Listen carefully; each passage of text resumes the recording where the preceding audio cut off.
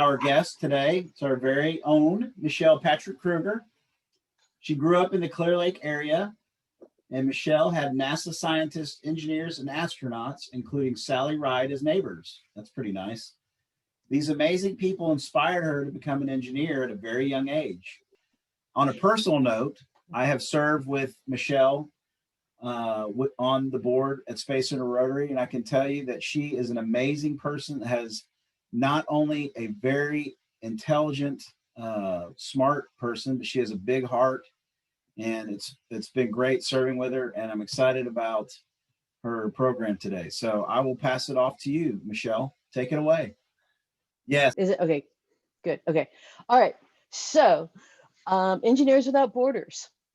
Thing is, what they do, a lot of what they do is helping people who are not in the most accessible areas to get fresh water and sanitation, which is right up Rotary's alley. Let me just say, this week, I think we all had a little wake up call. We're all very inconvenienced. We're all very unhappy. And I understand many people were way more than just inconvenienced. And I'm not really trying to minimize what they went through. But for many of us, it was just, you don't have power for a while, and you're really cold, and you're really uncomfortable, and you don't have water for a while. Some people, that's a way of life. That's every day. Not only do they not have access to water, they definitely don't have access to clean water or water at all. And that's what EWB is about. Let's see. I'm going to have to do it a different way. Let's see. Is it going to? Okay. So just a few numbers here. There's 780 million people that lack clean water, 1.1 billion that lack access to electricity, 2.5 billion that lack adequate sanitation, and 2.9 billion rely on biomass for cooking. So biomass, if you don't already know, it's like coal, wood. It's also animal dung. Can you imagine eating off of cooked animal dung? I mean, people do it, but it's probably not the most sanitary. Now, I will also let you know, I just pulled these numbers this morning off of the websites of CDC and a few other websites. So these are right now numbers. Engineers Without Borders, when I first joined, it was just Engineers Without Borders, but they've expanded. They have 3 distinct programs that they do now. They have the International Community Program and the Engineering Service Corps and Community Engineering Corps. International Community Program is the one that I work with. It's designing and building. And so this was where we go out to other countries. The main project that I've been working on is one in Kenya, but we've had those in Rwanda. We've had some in Thailand. And I think there's one in Mexico. That was before my time. Rwanda and Mexico were before I joined. Mostly it's water supply and sanitation, but also other civil works. The Engineering Service Corps is also international, but they're more of a top level. They do consulting. They're there for disaster relief, agriculture, infrastructure, those types of things. The Community Engineering Corps is basically just like that one, but it's in the U.S. Things that are happening in the U.S. that need help. They need disaster relief. They need help with their infrastructure, those types of things. All right, so Engineers Without Borders was actually founded in 2002. You have a lovely picture. This is a team from Rwanda in 2011. That's the Johnson Space Center chapter. It was founded in 2005. It was one of the first, I believe, the first professional chapter that started. There were 16,000, 17,000 members, 237 chapters. It's a very student-oriented group. Many of these chapters, 72%, are college-based, they're university-based. Now they have professors and also professional groups that help support them and work with them to make sure they're not going off the rails or anything. But this is about letting students have real-world practical applications to what they're learning. You see here, these are the Engineers Without Borders chapters. The gray ones are student ones. The blue ones are the professional chapters. And if you look on this one, you can see all of the projects they're working on right now. There's 501 community-driven projects in 39 countries. And one thing you see is a 5-year minimum commitment to each community. That's one of the things about Engineers Without Borders. We're not just going to come in, install a well, and take off, and then you have another piece of garbage, it doesn't work after a little while. The goal is to make sure you're there, you have a long-term solution, you spend time, you create a relationship, and the people who you work with, they know how to fix everything and maintain it and potentially move forward. Let me go ahead to the next one. So the idea is to build stronger communities, build stronger leaders. The communities are, yes, the ones that we work in, and the leaders are not only the students and the people who are working in Engineers Without Borders, but it's also community leaders within, stronger leaders within the community. Our job is to teach them what we know and to share what we know. So it's community initiated, community driven, and community maintained. These are all, the communities actually do have to apply for this. We have to work with a nonprofit who's been there long term, who's on the ground, who knows what's going on, and they really truly know what the community needs, what they want, and also we need to be sensitive to the community.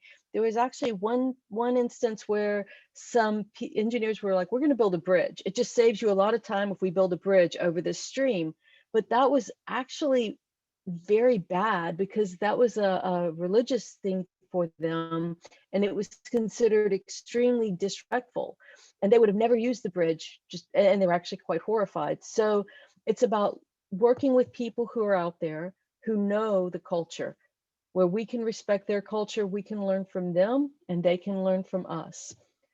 So this is actually our Kenya project, one of the early times out there. This is Han. She's one of our ladies with some of the boys from the school. We have 2 projects ongoing right now. I think everybody knows that guy in the hat right there. Let's have a, yeah, we all recognize him, right? So this is the Kenya project. This is the boys, this is a boarding school for boys who have been left homeless. Many of them are very young. They've been put out on the street. And the Methodist Church created a boarding school for these boys. They bring them in, they teach them farming, they teach them basic education, they give them a place to eat, live, food, all of those things, and try to give them a chance at life. So we're there helping them, supporting them, trying to get them clean water. We're also trying to see about doing a biogas digester and some other alternative fuel sources for them to help them maintain the boarding school. Some of the people who are in here, I'll use my little arrow. That's Jeanette Epps. She's one of the astronauts. And then Jake is here. Well, let's see if Jake, there's Jake. And then there's the soccer balls. They were all going out to play soccer. So we're making friends with the community as well as building things. We're not there just to come in, build, go away. We're there to develop a partnership and a friendship with them. Let's see. Here's some more. A lot of pipe going on. So it's a lot of water, and water takes pipe. So there's a lot of digging and a lot of pipes. So this was Jake and some of the other crew laying pipe for the Kenya project. This is working on. Michelle, I just want to add that shortly after that picture was taken, the deadliest snake in Africa was found in that same trench. So bit of a scare. You can tell more about it. So I actually have not had a chance to go to Kenya. When I was supposed to go to Kenya, I was diagnosed with cancer 2 weeks before the trip was supposed to go. And so that canceled one. And then the second time we're supposed to go, quarantine hit. So I'm still waiting to be able to get out there. So Jack, if you guys want to say anything about it. Just long, hard work. You don't have the benefit of lights. We work until just a few minutes after sundown, and then have to find our way back to the vehicle with our cell phones because it's pitch black out there. Probably good to plan when the moon is up, because when the day ends, it really gets dark in a hurry. You want to hydrate too when you're working. I found myself running out of energy working in Kenya, and I applied those lessons a couple years later, 2.5 years later, when I went to Thailand. And I made sure that I was working in Thailand, where it was even warmer, that I was properly hydrated, and I did not have the stamina loss that I had in Kenya. You learn some lessons about working outdoors. Those trenches, by the way, are all dug by hand by locals hired by the nonprofit that we partner with. Those trenches are all dug by hand, picks and shovels. Jack, it looks like it's clay. Was that easy to dig in? It is not too difficult to dig in. I mean, it's like very, I guess, sandy. It's a very volcanic area, so I don't know if I'm using the right terms here, but all the soil there, as you can see, was like a very dark orange color. So, but I mean, certainly it's not easy work. I mean, they were working out there for days ahead before we even arrived there, just to get all the trenches dug for us. So.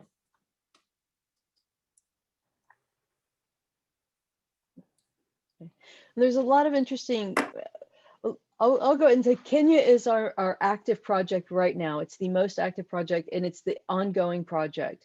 So what happened with Kenya, we do have some partners out there. We do have some people who have been really helping us out. They've been going and investigating all of the boreholes in the area so that we have a better understanding of what makes one succeed, what makes one fail. We've done some investigation during this whole shutdown quarantine. One of the things we've discovered is that 60% of wells in northern Kenya, which is where this is at, fail. So we've had a chance to really take time to research them, what makes them succeed, which ones have succeeded in the area. So this is our most active program. We're, like I said, in touch with our people in Kenya, and they give us pictures and fill out forms and help us out. But we're just waiting till we can all travel and really get started on getting this back up and going. Again, this is one more picture. This is Jack, I'm sorry, the Jake, you know, and I think that's you, Roman, right? Yeah, I think so. Michelle Jack, had yes, mentioned okay. that the most important part is that you get on the ground and work with folks to really understand directly what they need most. A lot is lost in translation. A couple of things, Stan, you'd asked about the clay-like soil. We've come to understand that that is probably the reason these wells are failing. It doesn't stick like clay. It is very sandy, and it can get by the filtration around the well holes. That we were suspect that the packing they put around the well that they dug for us wasn't all that good. But we brought these soil samples home, and it really does just sort of swirl around and get into the pipe and then foul the pump that is down at the bottom. Another thing about being on the ground, a few slides back, there was a picture of the team in Rwanda. That project had to shut down because the government of Rwanda closed all the orphanages. And so sadly, we put several years into building a fruit dryer. But I just wanted to point out two people in there. If we can go back to the Rwanda picture, there's a fellow named Matthew Fiedler, and standing next to him is Samantha Snabs. And there, the fellow in the white shirt and the girl in the blue next to him, within 3 weeks of the time that they were in Rwanda, they had spotted a huge problem that parts were hard to get in the developing world and that plastic trash was an enormous problem.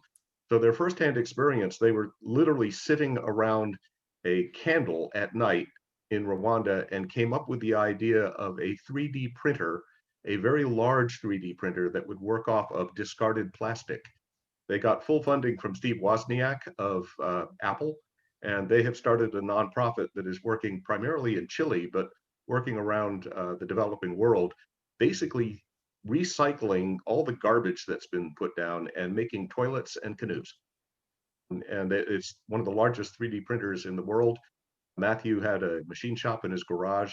They came home, they left JSC, they founded this nonprofit. And just from the direct experience of working hands-on in the developing world, they have a major new thrust going. That's out of our local chapter, and they are world celebrities with this. So yeah, sometimes you just don't have the success that you were looking for, but you find another way to succeed.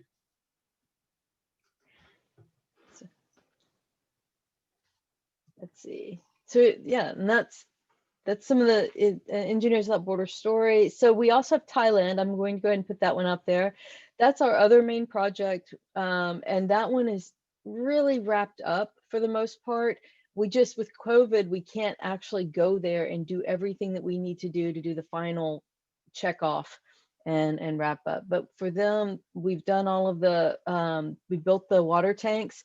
So if you see the cement tank, that's one of the things that we did, and the pipes, and all of the houses now have water piped to them, as well as a tank. Roman, I believe, is the one who had a big part in building the mock-up, and then this is the actual implementation.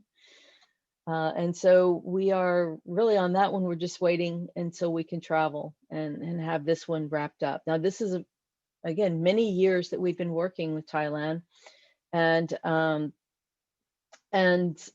we have a very good relationship. They know how to get spare parts. They know how to fix things. They know how to do the things they need to do to maintain this long term. And they also know that they can always call us if they have any problems, and we'll be there to support them 5 years, 10 years, however many years into the future. All right, so we do welcome you, and anyone who has, especially if you have any history with water, or water pumps, water pipes, water, wells, we definitely appreciate that. But you don't have to be an engineer. I mean, it takes all kinds to do this. You need people who can fundraise, you need people who can communicate. And actually, we could potentially partner with CCISD and work with the Project Lead the Way and help the students. So if people want to come in and do that, I know at least a couple of members of our team would be very happy to work with educational outreach. So let us know. So we have meetings every first and third Tuesday at 7 o'clock. They used to be at Johnson Space Center. So when this was first started in 2005, it was mostly JSC employees, or it was all JSC employees. Over time, you had more and more outsiders like me join, especially though when Thailand started. Thailand had a lot of Bechtel employees who joined, because Bechtel has an office in Thailand, and they were supporting that project. So we started creating meetings that were offsite. Typically, when we're not in COVID, we meet at the Freeman Memorial Library, but right now we're just using Google Meets. And if you are interested in joining, just send me an email or contact me. Very happy to give you our Google Meets login. And yeah, so that's really it. Oh, I do have one more thing. We are technically called JSC South Houston Chapter. I'm sorry, EWB South Houston Chapter. Our website is EWB-JSC because when all of that was starting, it was mostly a Johnson Space Center program. So if you look under Engineers Without Borders trying to find us, you need to look under South Houston Chapter. If you're looking at the website, it's ewb-jsc.org. And Jake just put the website in the chat. So that's what we're doing at Engineers. We also have a Without Borders. Facebook page. Do.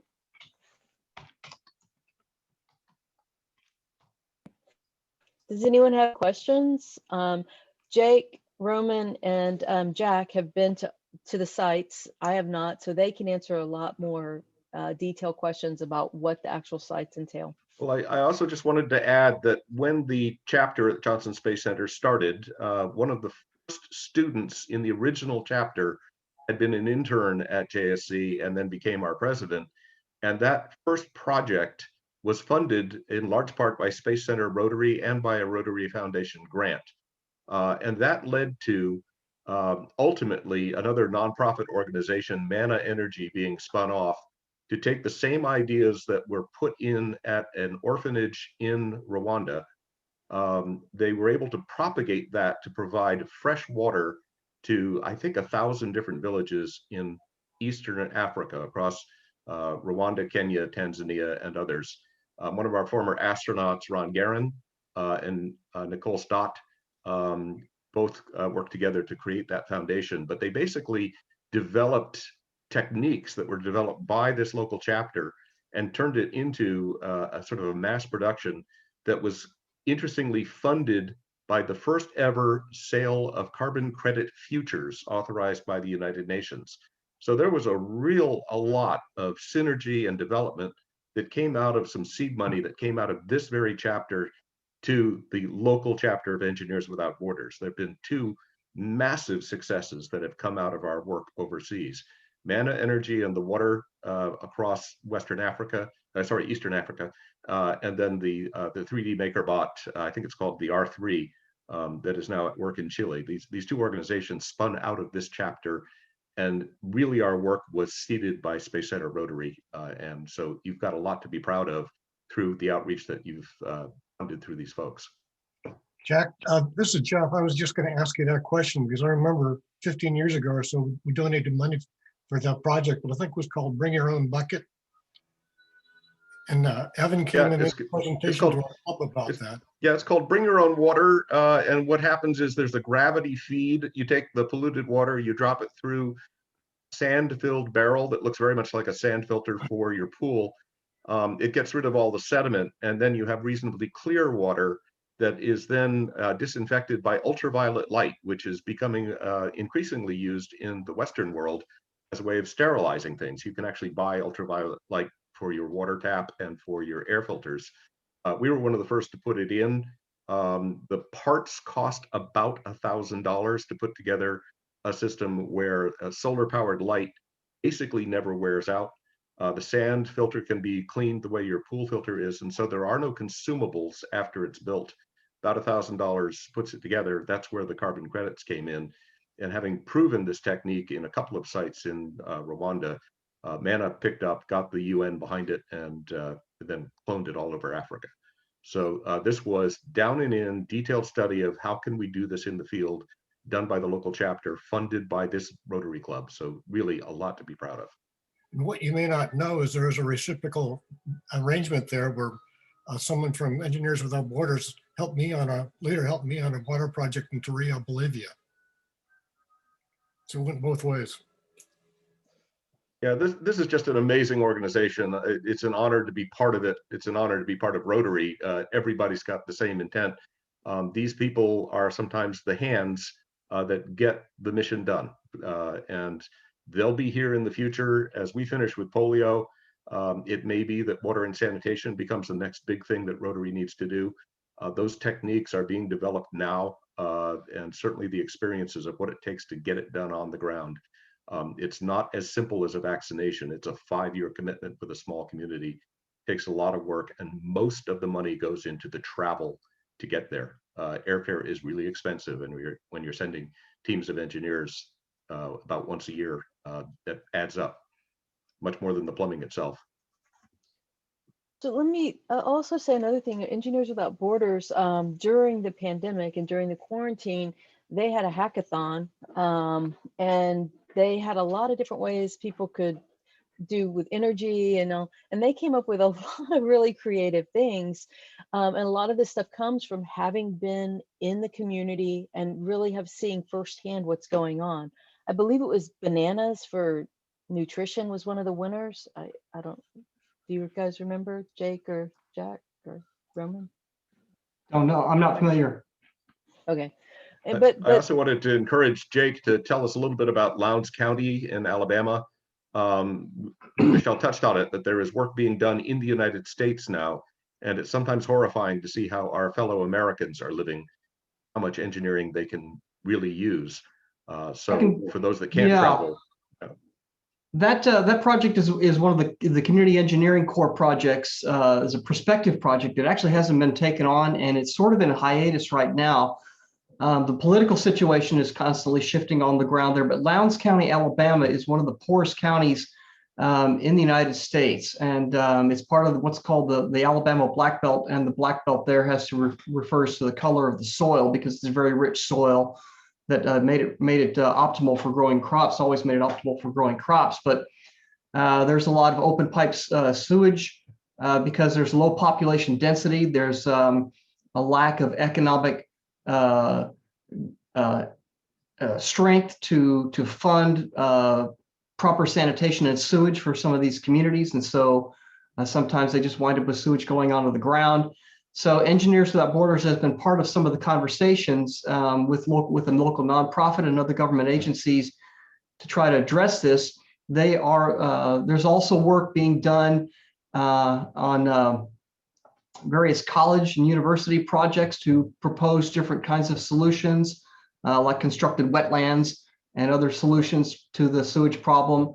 But it is astonishing that you see this, and what you're seeing is a resurgence of hookworm, which is a disease that affects poor communities where the kids are walking around in contaminated soil, and the hookworms get in, and hookworm produces a lethargy in the body, which is one of the reasons why sometimes there's a stereotype of lazy poor people, but it's often not that, or it's not that. It's diseases like hookworm that we don't deal with here in Clear Lake because our circumstances are much better. So yes, there are a multitude of opportunities for projects in the United States. They are typically not travel and build; they're just consult and design, and local organizations execute those projects. Sarita Watkins, who is our fundraising chair on our board, is writing point on that. And at some point, that may turn into some good opportunities, or we may wind up connecting with a different one. But yes, there are needs domestically. You know, I want to add just one of the things, and this is basically the same case with Rotarians, that one of the things that just appeals to me so much about the work of Engineers Without Borders is that it is a work without transaction. There's no transaction. What you do, what you contribute is something that you can never be reimbursed for, never be paid back for. You're doing something for somebody who cannot pay you back. And I think there's something wonderful and edifying about that kind of work, whether it's through EWB or Rotary or any other kinds of organization that sort of takes you out of yourself, even if only for a few days or a few weeks at a time, where you're there and it's not about what benefits you, it's about something that you can give to others. Yeah, and I think I want to second that too, because it inherently is very, you know, directly acting. It's like a very direct form of help.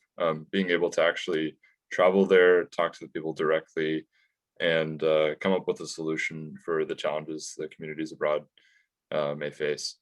And it feels like the impact is definitely there too. It's not just going there and then figuring out a solution. You're coordinating with the people that live there. You're coordinating with a local non-government organization, and it's been an awesome experience. Yeah.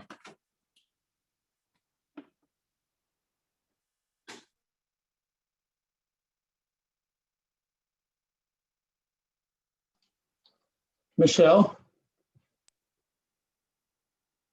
Can you I'm hear trying me? to unshare. Yeah, I'm trying to unshare. I'm not sure how I unshare. You're good, Michelle. It worked. Okay. Michelle, thank you for this presentation. It's generated a great many thoughts and ideas that I want to share with you offline. But one that I might mention while Karen's on the line and listening and reading some of her comments is this. I've taken a lot of high school students through our church on mission trips to do water and sanitation projects, and they come back extremely moved and challenged and affected. And it's been funded by their parents, and they end up carrying that interest into their college years and adult years. I think it would be awesome if we could somehow see whether we can tap into the resources in a similar manner from Clear Creek Independent School District. If possible, I don't know what the legalities are of sponsoring some high school students to go on these trips with you, 1 or 2 awards. That could be inspiring, almost like what you're trying to do in the coming weeks with educating young people about roles of engineers. I'm trying to think along both those tactics. Well, Clear Lake High School used to have an Engineers Without Borders section. It kind of fell out at some point, but they have had high school groups, so we can probably work that out. I wonder if we could connect our Interact kids to the project, just to you guys too, from a mentoring stand, especially over at Clearview. That'd be really cool to have them, to be able to see what you guys do. There's also a new Interact club just got started at Clear Falls. The Seabrook Club sponsored that. So, that might be a real neat entree to just, drill back down through the schools. And I'll point out that Roman Strohmeyer started out with us as a high school student. You done with your graduate work yet, Roman? But he has been a strong contributor from youth onwards. And in the meantime, Clarence Bell celebrated his 74th birthday in the trenches in Kenya. We take all ages, and everybody's got an amazing gift to contribute. We appreciate all of these people and how hard they work. We've had great success with some high schoolers, Roman especially. There's a young man, son of one of the astronauts, Jake Guerin, was 14 years old when he came up with the perfect way to join bamboo. We've named that technique the Jake joint in his honor. The creativity and the energy that these people provide is just amazing. So yeah, if we can hook up with the schools, even better. And we have, just while we're on the call, I went ahead and sent an email to the career and technology director, who's in charge of all of our project Lead the Way classes, and copied Michelle. So we'll see what we get back on that, and we'll try to move forward there. Absolutely. So excited, as well as that Interact connection. That's a great idea. So we'll follow up with that too. We're going to lose the clock very shortly. I just want to reiterate the invitation to every one of these visitors from EWB. We would love to have you as regular contributors, whether it's this club or another. You are the type of people that we look for. Just every one of you is so special, and the outreach that you do. Yeah, we're happy to support as a club, but we would rather have you intimately involved. The same thing, getting your feet on the ground overseas. Get your feet on the ground with Rotary, and we may find stronger connections. And Jack, Rotary has a huge library and plethora of ambassadors with water and sanitation from all over the world that can be tapped into to support EWB's missions. Okay. Yeah, I'm going to have to go because I have to be on another call in 2 minutes. So I have to get logged into that. But thank you so much for listening. And actually, the invitation goes both ways. So any of you are also welcome to become part of us as well. So thank you so much. Thank you, Michelle. Thank you, everybody. Appreciate it. And with Thank you very that, much for having us. It's an honor. Yes, thank you. Great program.